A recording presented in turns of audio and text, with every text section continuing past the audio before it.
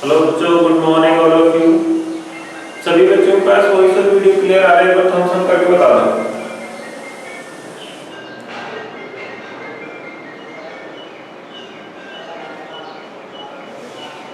ठीक है बेटा, आज हमारा रूम चेंज किया गया है। इसमें कुछ ऐसे ही है, देख लो। पहले से क्लियर आ रहा है ना? आज बोर्ड वगैरह वीडियो वगैरह क्लियर आ रही है कि नहीं?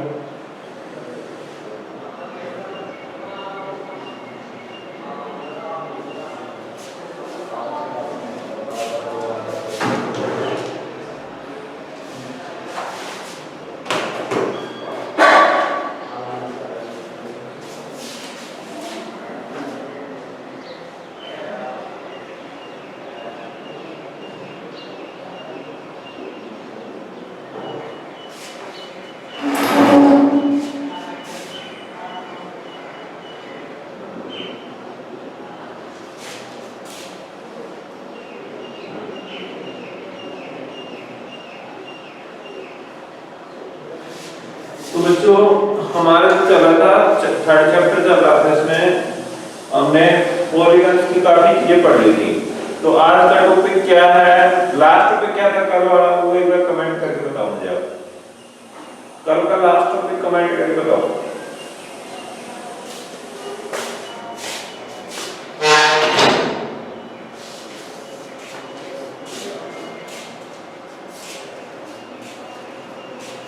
कमेंट करके बताओ।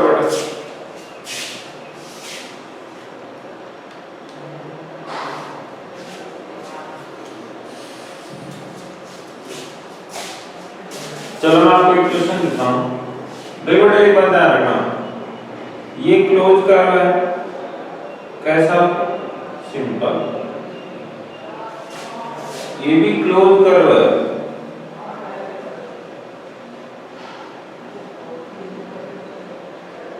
But not simple. ठीक है, सिंपल नहीं है। ठीक है, बिकॉज इसके जो वर्टेक्स है वो एक जगह नहीं है, अलग अलग।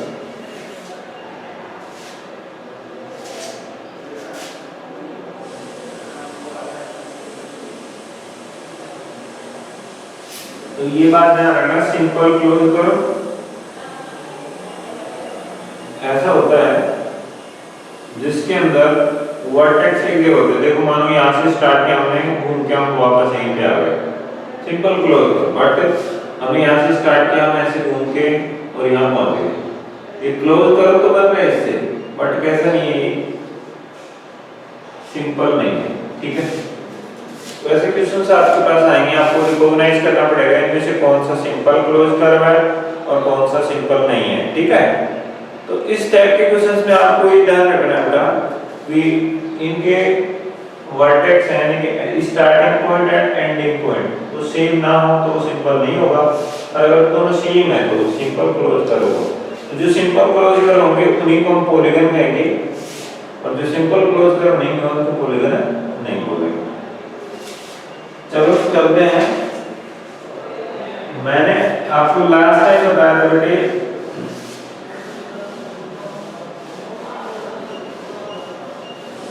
लास्ट टाइम में जो टॉपिक था आपका वो क्या था बच्चे? टाइप्स ऑफ पॉलीगन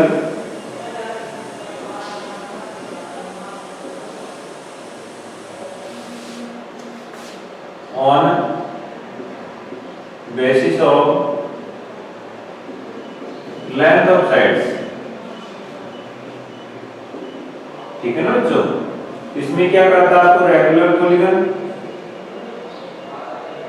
और इरेगुलर। रेगुलर में क्या था मेरे बच्चे? All angle and all sides are equal. Irregular में क्या था बच्चे? एनी एंगल और साइड इज डिफरेंट। ठीक है, मतलब कोई भी एक दो तीन कितने भी हो, लेकिन कम से कम एक तो ऐसी साइड होनी चाहिए या फिर एंगल होना चाहिए जो अलग हो। एक वन से ज्यादा भी हो सकते हैं, बट मिनिमम एक तो होना ही चाहिए। तो इसके एग्जांपल में हमने लिया था बेटे स्क्वायर। स्क्वायर का जानते हैं सभी साइड इक्वल होती है, सभी एंगल भी 90 डिग्री के होते हैं, मतलब इक्वल होते हैं, क्योंकि ऐसा पॉलीगन है रेगुलर। बट हमने इसमें एग्जांपल लिया था रेक्टेंगल। इसमें हम देखते हैं अपोजिट साइड इक्वल होती है, सभी इक्वल नहीं होती, सभी एंगल इक्वल होते हैं। एंगल इक्वल है बट साइड इक्वल नहीं है, तो भी ये रेगुलर नहीं होगा। कैसा होगा? इरेगुलर। इसीलिए एक एग्जांपल और लिया था रोम्बस का। रोम्बस में उल्टा सिस्टम होता है, सभी साइड इक्वल होती हैं बट एंगल अलग अलग होती है, दोनों इक्वल होते हैं और ये दोनों इक्वल होते हैं, कुछ बड़े हैं देखो, ये कुछ छोटे हैं। तो इस टाइप से कोई भी पॉलीगन होगा, अगर उसकी सभी साइड और सभी एंगल इक्वल है तो रेगुलर पॉलीगन होगा, और अगर उसकी कोई भी एक भी साइड या फिर एक से ज्यादा साइड एक दूसरे से डिफरेंट है तो फिर वो क्या होगा बेटे? Irregular polygon. ऐसे एंगल के लिए भी अगर एक भी एंगल अलग है या फिर एक से ज्यादा एंगल डिफरेंट है तो वो भी क्या होगा? Irregular polygon. क्लियर है बच्चों? अगर समझ में आए तो थम्स अप कर दो।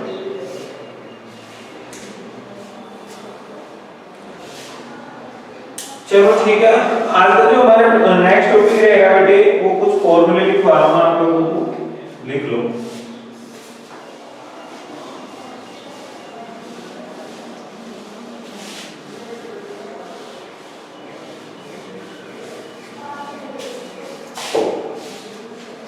तो फर्स्ट फॉर्मूला लिखो बेटे, number of diagonals in a polygon।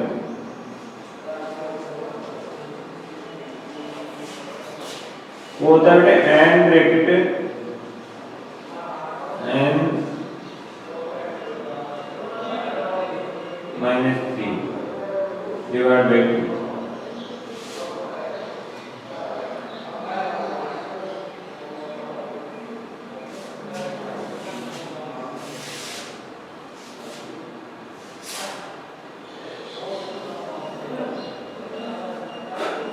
For example ये क्या है? हमारे पास एक क्वाड्रिलेटरल है, तो n का मतलब है नंबर ऑफ साइड्स। कितनी साइड है इसमें? 1 2 3 4 साइड है। n की वैल्यू 4 हो जाएगी बच्चों, तो आप उसमें 4 पुट करो n की जगह। तो नंबर ऑफ डायगोनल, इसमें कितने डायगोनल होंगे इस बात का पता करने के लिए हम क्या करेंगे? n की वैल्यू 4 रखेंगे उसमें, n bracket n minus 3 divide by 2। तो n की जगह 4 रखो बच्चों, फिर अंदर भी 4 रखो, माइनस 3 करो डिवाइड बाई 2। अब 4 मल्टी ब्रैकेट बाहर का साइन है मतलब मल्टीप्लाई, 4 में से 3 माइनस करोगे 1 बचेगा डिवाइड बाई 2। 4 1 जा 4 डिवाइड बाई 2, तो कितना आएगा? 2 डायगोनल आएंगे। तो हम सभी जानते हैं इसके अंदर कितने डायगोनल होते हैं बेटे? 2। एक ये वाला होगा और एक ये हो गया। बात समझ में? जिन बच्चों को समझ में आए बट थम्स अप करो बेटा।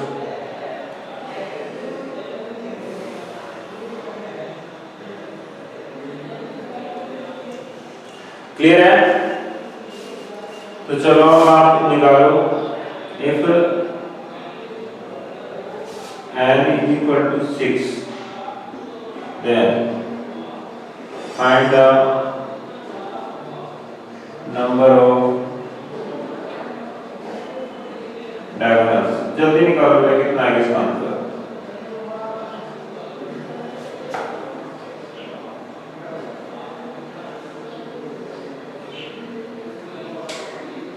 जल्दी बताओ बेटा, डू इट फास्ट।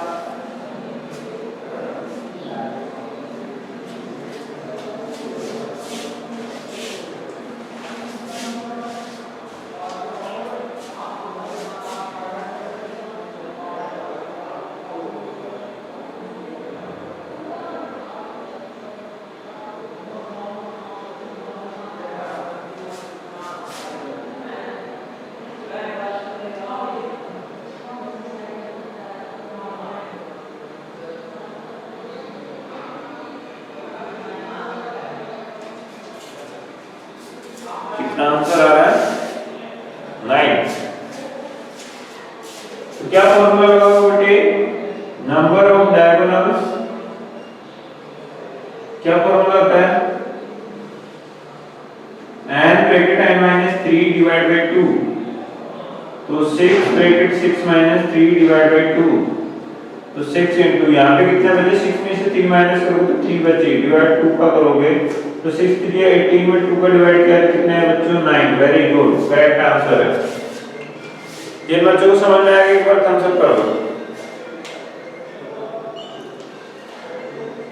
तो ये हमारा फर्स्ट फॉर्मूला हो गया नंबर ऑफ डायगोनल्स का, ये सभी को याद हो जाना चाहिए, ठीक है। अब बेटे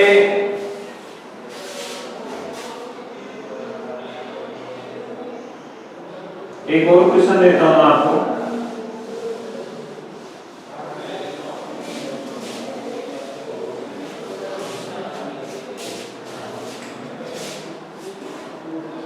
Find the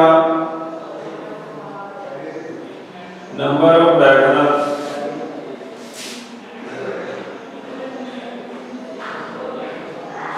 in a triangle। जल्दी निकालो बेटा।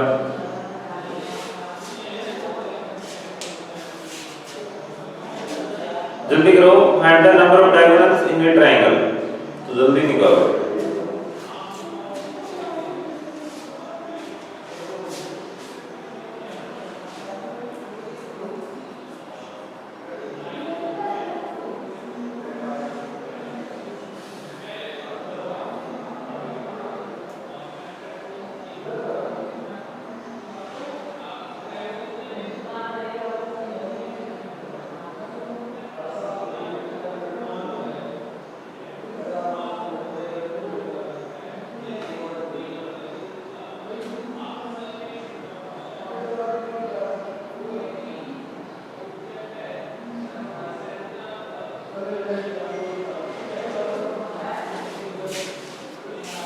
बेटा 0 में 2 का डिवाइड करेंगे तो 0 ही आएगा, ठीक है बल्कि बेटा। तो यहाँ पे n की वैल्यू आएगी 3, बिकॉज ट्रायंगल में 3 साइड होती हैं, तो नंबर ऑफ डायगोनल्स होगी बच्चे 3 ब्रैकेट 3 माइनस 3 डिवाइड बाय 2, तो 3 इनटू यहाँ पे बचेगा 0 डिवाइड बाय 2 करोगे तो 0 बाय 2 यानी 0 आंसर आएगा। तो इसका मतलब क्या हुआ? ट्रायंगल में एक भी डायगोनल नहीं होता है, ट्रायंगल में डायगोनल होता ही नहीं है, ठीक है। कैसे चेक करते हैं? देखो बेटा ये ट्रायंगल है, अब मैं अगर इस वर्टेक्स के लिए डायगोनल खींचूं तो इसका नॉन कॉन्स्टिट्यूटिव वर्टेक्स हमारे पास होना चाहिए ना। बट आप देखो इससे जस्ट पहले ये आ रहा है, जस्ट बाद में ये आ रहा है, तो ये दोनों तो कॉन्स्टिट्यूटिव वर्टेक्स हैं, है कि नहीं? तो इसके लिए कोई नॉन कॉन्स्टिट्यूटिव वर्टेक्स है ही नहीं। अब जब नॉन कॉन्स्टिट्यूटिव वर्टेक्स नहीं है तो हम डायगोनल नहीं खींच सकते। ऐसे इसके लिए देख लो, इसकी जस्ट पहले ही आ रहा है, जस्ट आफ्टर ही आ रहा है, तो इसके लिए भी कोई नॉन कॉन्स्टिट्यूटिव वर्टेक्स नहीं है।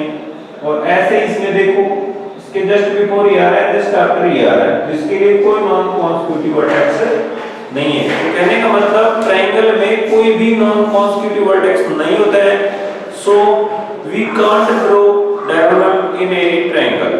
समझ गए? ट्रायंगल के अंदर हम डायगोनल नहीं खींच सकते। जिन बच्चों को समझ में आया वो थम्स अप करो बेटा। तो नोट डालो, इसमें से बात हुई है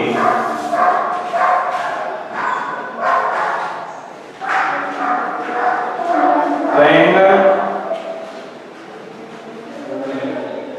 doesn't have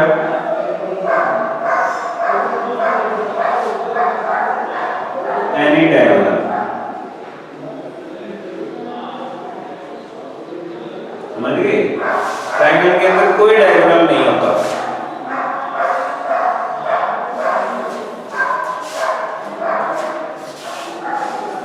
तो बेटे फर्स्ट फॉर्मूला हो गया, मैं इसको मिटा रहा हूँ, एग्जांपल को आपने नोट कर लिया होगा, नहीं किया तो स्क्रीनशॉट ले लो।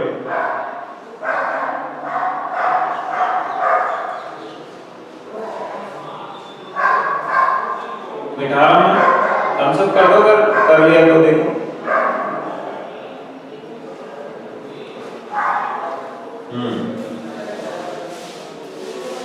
तो बच्चे नेक्स्ट फॉर्मूला है आपके पास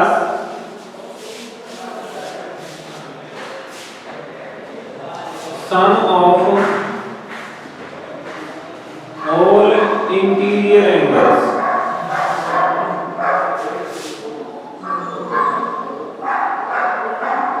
of a polygon।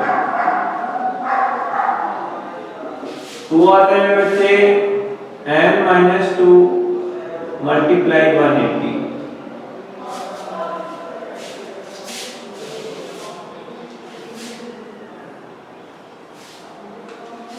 सभी नोट करो।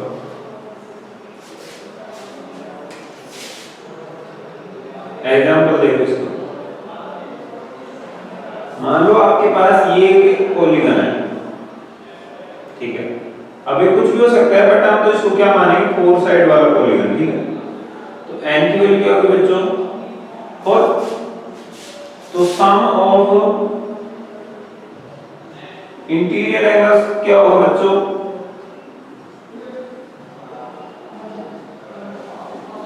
n-2 into 180। n की वैल्यू 4 पुट करते हैं इसमें, तो 4 - 2 into 180।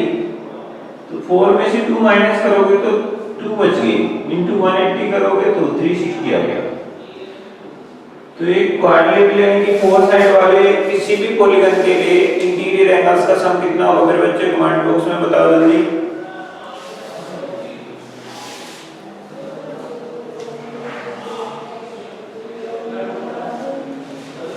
मुझे कमेंट बॉक्स में आंसर चाहिए, कितना होगा।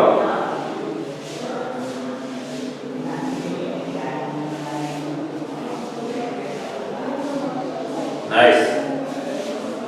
ये एग्जांपल फर्स्ट हो गया। एग्जांपल सेकंड लिखो बेटे। Find the sum of all interior angles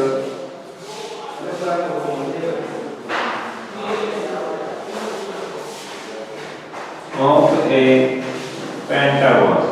जल्दी निकालो बच्चों, जल्दी से इसका आंसर कमेंट बॉक्स में टाइप करो, कितना आएगा।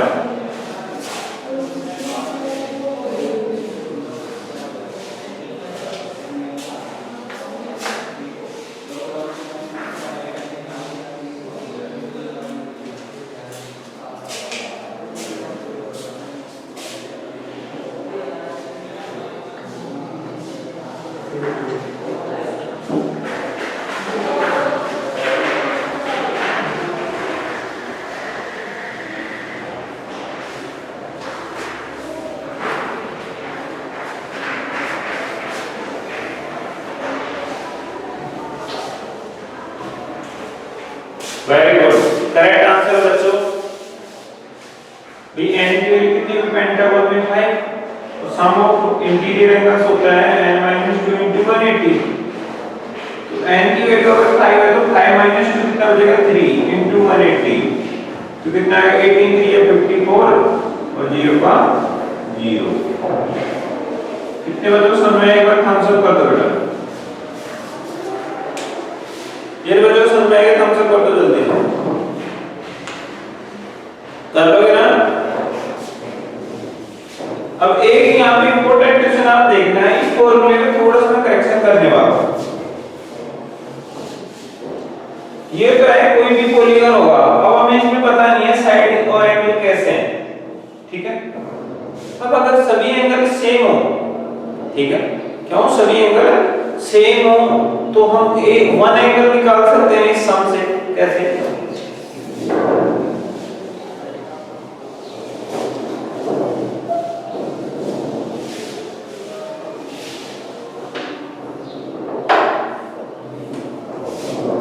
मान लो ये क्या है, एक ट्रायंगल है, ठीक है। थोड़ा मैं बड़ा बना दूं,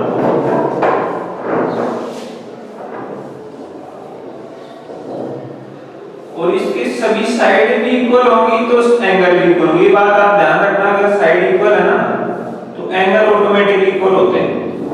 तो इसके सभी एंगल इक्वल होंगे। अब इसके एंगल्स का सम निकालो, तो इसकी n की वैल्यू कितनी होगी, 3।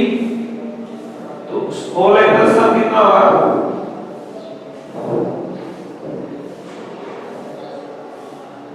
3 - 2 × 180। देखो n की जगह 3 पुट किया, -2 × 180, यहाँ पे 1 बचेगा × 180। सभी एंगल्स का सम कितना है बच्चों? 180 आया कि नहीं? अब अगर हमें इसमें सिंगल एंगल निकालना है तो हमें पता है ये सभी एंगल इक्वल है, ये वाला और ये वाला, तो हम इसमें 3 के डिवाइड कर देते हैं। तो एवरी एंगल कितने डिग्री का है? 60 डिग्री का। ये भी 60 हो गया, ये भी 60 हो गया और ये भी 60 हो गया। बात समझ में आ रही है बच्चों? आप देख रहे हो इसकी सभी साइड भी इक्वल है और सभी एंगल भी इक्वल है, तो कैसा पॉलीगन है बताओ? नेम टाइप करो कमेंट बॉक्स में, कमेंट बॉक्स में नेम टाइप करो, ये कैसा पॉलीगन है?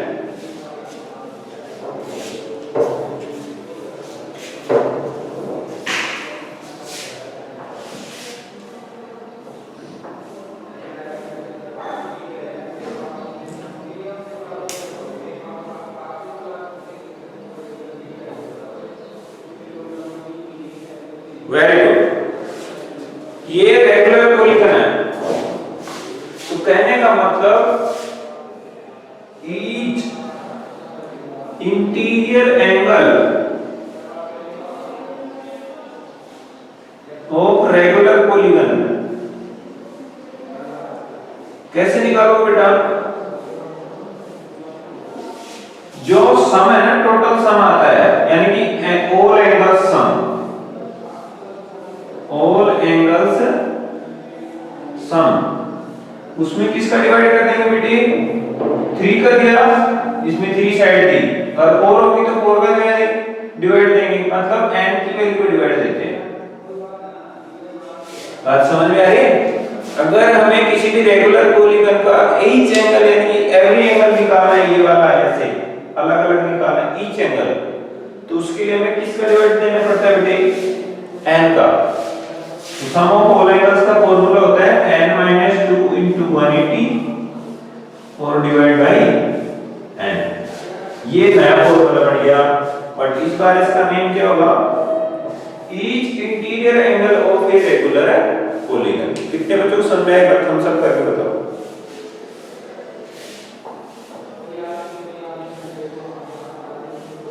इस फॉर्मूले के लिए मैं एक और एग्जांपल दे रहा हूं, एक बच्चे को समझ में नहीं है, हमारी पहले बच्ची है, तो हम देखते हैं। ये वाले समझ में नहीं आता आपका?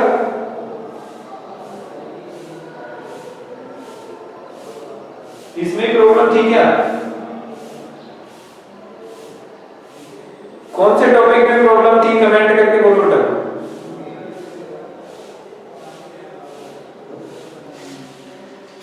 कमेंट बॉक्स में टाइप करो कौन से टॉपिक पे प्रॉब्लम थी।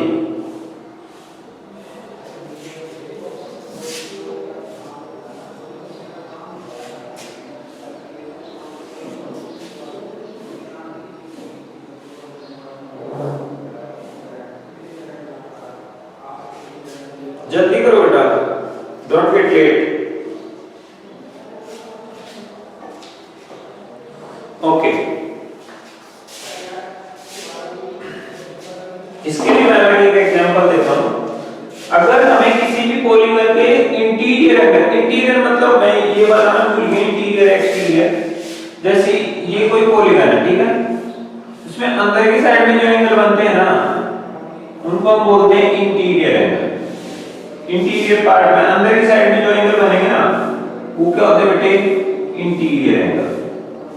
और अगर हम किसी भी पॉलीगन के साइडों को एक फिक्स डायरेक्शन में इंक्रीज करते हैं, मान लो मैं इसको ऐसे बढ़ा रहा हूं, फिर इसको ऐसे बढ़ाऊंगा आगे, इसको ऐसे और इसको ऐसे, मतलब एक फिक्स डायरेक्शन में ऐसे कर सकते थे आप, और बेटा ऐसे भी कर सकते हैं। इसको ऐसे बढ़ाया तो फिर इसको ऐसे बढ़ाना पड़ेगा, इसको ऐसे और इसको ऐसे। तो इनको आगे इंक्रीज करने पर बाहर की साइड में एक एंगल बनते थे, ये वाला। ये इस पॉलीगन से आउटसाइड है ना, बाहर की तरफ है ना, तो इनको बोलते हैं एक्सटीरियर एंगल। क्या बोलते हैं बेटे? Exterior angles. बात समझ में आ रही है? तो हम यहाँ पे किसका सम कर रहे हैं?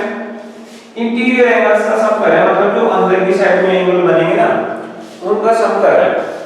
तो ये है sum of all interior angles of a polygon. तो उसका मैंने फार्मूला लिखा है आपको n-2 * 180। n क्या है? नंबर ऑफ साइड, मतलब उस पॉलीगन में कितनी साइड है, वो n की जगह वो वैल्यू रखेंगे। बाकी सेम 2 तो आप जानते हैं 2 ही होता है, 180 होते हैं, दोनों कांस्टेंट है, ऐसे ही रहेंगे। तो हमने एक एग्जांपल दिया था बेटा, अगर मैं आपको n की वैल्यू 3 दे दूं तो ऑल एंगल्स का सम कितना आएगा? तो ऑल एंगल्स का सम आएगा n की जगह 3 पुट किया, देखो n-2 था ना, तो n की जगह 3 पुट किया, -2 * 180, तो 3 में से 2 माइनस करो तो 1 बचेगा, * 180, तो 180 को 1 से मल्टीप्लाई करो, टोटल सम कितना आया? 180। तो ये तो था सम ऑफ ऑल एंगल्स। अब मैंने क्या एक कंडीशन रख दी बेटा, अगर इसकी सभी साइड इक्वल हैं तो ये ऑटोमेटिकली सिस्टम होता है, अगर किसी पॉलीगन की साइड इक्वल है ना सभी आपस में, तो उसके अपोजिट एंगल भी इक्वल होते हैं, समझ रहे हो? स्पेशली ट्रायंगल की बात कर रहा हूं मैं। किसकी बात कर रहा हूं? ट्रायंगल में अगर सभी साइड इक्वल है ना तो फिर उसके एंगल भी इक्वल होते हैं। तो ये साइड इसके इक्वल है और ये दोनों इसके इक्वल है, तो इसके सभी साइड इक्वल आपस में, तो फिर इसके एंगल भी क्या होंगे? आपस में इक्वल होंगे। आपको पता है अगर हमें सभी एंगल्स का सम दिया है तो हम उसमें सभी इक्वल है तो 3 पार्ट कर सकते हैं कि नहीं? 3 एंगल है तो अलग-अलग वैल्यू निकालेंगे, 3 का डिवाइड दे सकते हैं कि नहीं? मान लो आपकी मम्मी है, आप 3 भाई बहन हो और आपके लिए 3 एप्पल्स लेके आए, तो आप इक्वली डिस्ट्रीब्यूट करना चाहते हो तो उसमें 3 का डिवाइड करोगे कि नहीं? तो वही सिस्टम है, इन सभी का सम 180 आ रहा है, अगर हमें अलग-अलग इनकी वैल्यू निकालनी है तो हम 3 का डिवाइड कर देंगे, बिकॉज़ ये तीनों आपस में इक्वल ही तो है। तो 3 का डिवाइड करने से कितनी वैल्यू आई? 60 आई। तो हम कह सकते हैं कि ये सभी एंगल 60 डिग्री के हैं। इनको ऐड करके देख लो 180 हो रहा है, 60 + 60 120, 120 + 60 180 हो गया कि नहीं? तो मैंने ये एग्जांपल इसलिए दिया था ताकि मैं आपको ये वाला फार्मूला समझा सकूं। ईच इंटीरियर का मतलब अलग-अलग, ईच मतलब प्रत्येक, यानी कि कोई एक। तो ईच इंटीरियर एंगल निकालने में क्या करते हैं? ऑल एंगल्स के सम में n का डिवाइड करते हैं, यानी वो कितनी साइड है उसके अंदर उसका डिवाइड करते हैं। तो नया फार्मूला बनता है n-2 * 180 / n। ये होता है each interior angle of a regular polygon. मैंने रेगुलर क्यों लगाया यहाँ पे? क्योंकि ये कंडीशन तभी लगेगी जब इसकी सभी साइड और सभी एंगल्स आपस में इक्वल होंगे, समझ गए?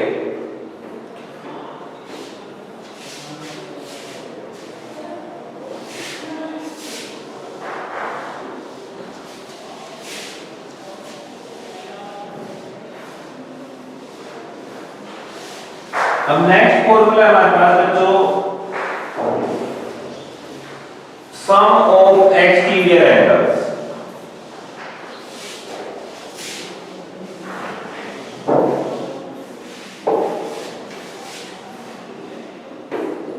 सम ऑफ एक्सटीरियर एंगल्स, तो बेटे वो हमेशा कितना होता है? 360 डिग्री होता है। जी कितनी साइड वाला पॉलीगन हो आपको 360 करना है। इससे अगर sum each exterior angle of a regular polygon, वो सिस्टम इसमें करेंगे। रेगुलर जहां पे भी ईच लग जाएगा ना वहां पे रेगुलर जरूर होगा। रेगुलर की हम क्या करते हैं, जितना सम है उसमें उसकी साइड्स का डिवाइड कर देते हैं, तो ईच एंगल आ जाता है। समझ गए बच्चों? तो ये आपके पास 5 फॉर्मूला मैंने इसमें लिखवा दिए हैं, इनको आप अच्छे से लर्न कर लेना, बिकॉज़ ये जगह-जगह पर हमें काम आएंगे। अच्छे बच्चे? ठीक है। अब आ जाओ एक्सरसाइज 3.1 के अंदर। मिटाना में इसको, आपके पूरा बेसिक हो चुका है एक्सरसाइज 3 का। अगर आगे कोई टॉपिक रहेगा तो हम बता देंगे, ठीक है? मैं मिटा रहा हूं।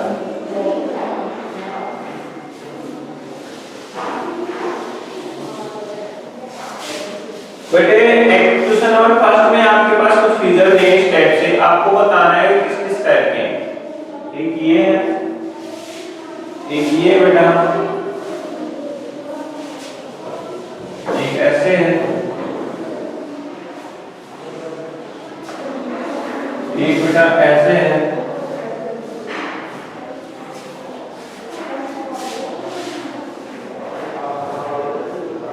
एक इस टाइप से है, एक इस टाइप से है,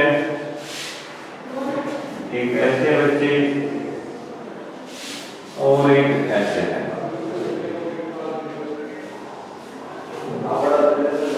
इसमें आपको क्लासिफाई करना है, अगर इस टाइप के निकालने इसमें से बाहर सिंपल करो कौन सा है बताओ।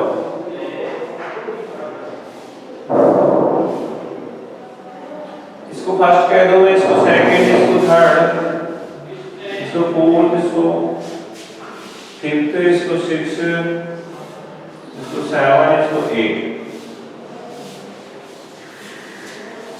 तो सिंपल कर्व कौन कौन से हैं? सेकंड टाइप के आपको बताने हैं। सिंपल क्लोज कौन कौन से हैं?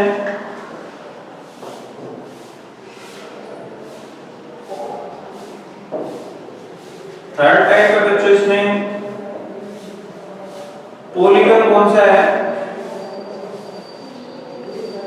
और नेक्स्ट है बच्चों कॉन्वेक्स पॉलीगन कौन सा है? और लास्ट है इसमें कॉनकेव पॉलीगन कौन सा है?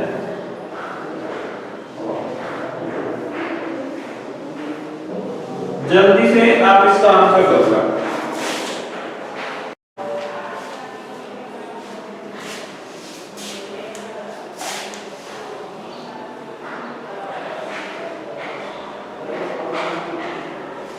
वेरी गुड आंसर बेटा। बेटा सिंपल कर्व वो होंगे जो जिनके स्टार्टिंग और एंडिंग पॉइंट आपस में मिले हुए होंगे, ठीक है। तो हम देख रहे हैं इसमें भी मिले हुए हैं, इसमें भी मिले हुए हैं, इसमें अलग अलग है, ये नहीं होगा, ये भी नहीं होगा, ये भी होगा, ये भी होगा, ये भी होगा। मतलब सिंपल कर्व में हमारे पास होंगे 1 2 5 6 7। कितने बच्चों का आंसर सही है? ओके। सेम इसमें भी हुई है, अभी क्लोज भी है बेटा, 1 2 5 6 7 क्लोज कर दिए हैं, तो बी वाले का भी यही आंसर हो जाएगा 1 2 5 6 7। तीसरा क्या पूछा उसने? पॉलीगन। तो बेटा हमने पॉलीगन में बात की थी क्या भी पॉलीगन में हमेशा स्ट्रेट लाइन होगी, सीधी लाइनों से बनेगा, उसमें से कर्व्ड लाइन नहीं होगी, ठीक है। तो इसमें सभी स्ट्रेट लाइन है, देखो ये भी, ये भी, ये भी, ये भी और ये भी स्ट्रेट लाइन है, इसमें भी स्ट्रेट लाइन है सभी। ये राउंडेड है, इसमें भी ये वाला राउंडेड पार्ट है, इसमें भी राउंडेड पार्ट है, और ये तो है ही पॉलीगन, ये अलग अलग। तो ये और ये दोनों पॉलीगन होंगे। तो सी का आंसर क्या होगा बच्चों? 1 एंड 2। फिर क्या पूछा बेटे उसने? कॉन्वेक्स। तो बेटे मैंने बताया इसका डायगोनल इंटीरियर पार्ट में होगा, वो कॉन्वेक्स होगा। तो इसमें देखो ये वाला डायगोनल बाहर आएगा, तो ये तो कॉन्वेक्स नहीं है। इसमें सभी डायगोनल अंदर आएंगे, देखो ये 2 डायगोनल दोनों अंदर आ रहे हैं, तो कॉन्वेक्स का एग्जांपल क्या होगा बच्चों? 2। और ई में कॉनकेव, तो फिर ये बच गया ना कॉनकेव बाहर वाले डायगोनल का, तो कॉनकेव वाला क्या आएगा? ई में आएगा फर्स्ट। कितने बच्चों को समझ में आया? एक बार थम्स अप करके बता दो।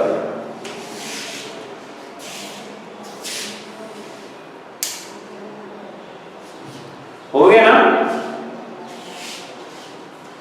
अब हमारा क्वेश्चन नंबर 2 देखो, मैं इसको बेटा इरेज कर रहा हूं, स्क्रीनशॉट ले लो बेटा, ये इनके आंसर्स हैं।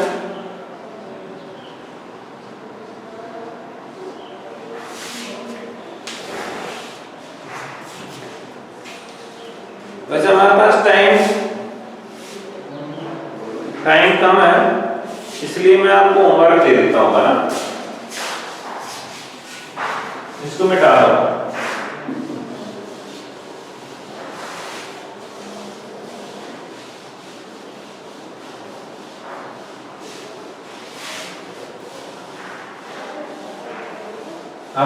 फटाफट लिख लो, आप जल्दी करना बिकॉज टाइम कभी भी एंड हो सकता है बेटा, जल्दी से करना। फर्स्ट क्वेश्चन लिखो, find number of diagonals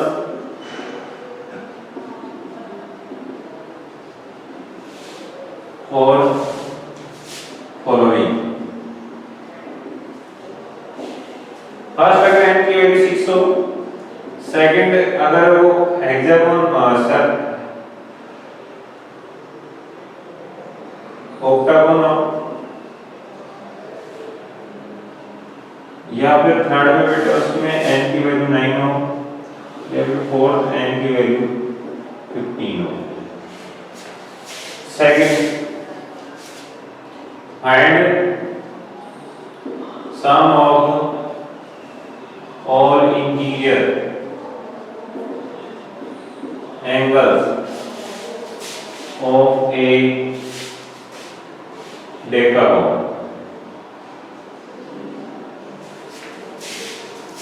third बेटा, find each interior angle of a regular pentagon।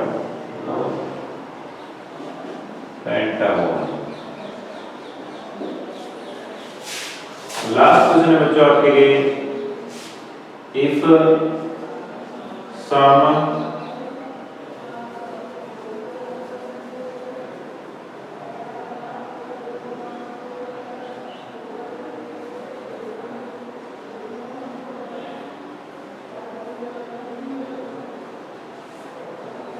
if each interior angle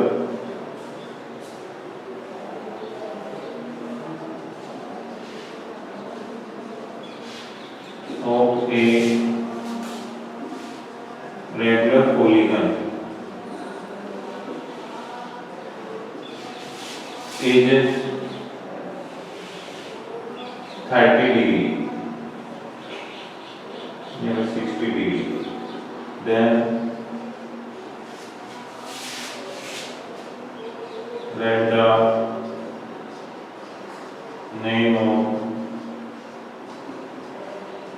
polygon। ये हार्ड क्वेश्चन रहेगा आपके लिए। आपको क्या करना है, इसमें ईच इंटीरियर एंगल दिया हुआ है, इसके हेल्प से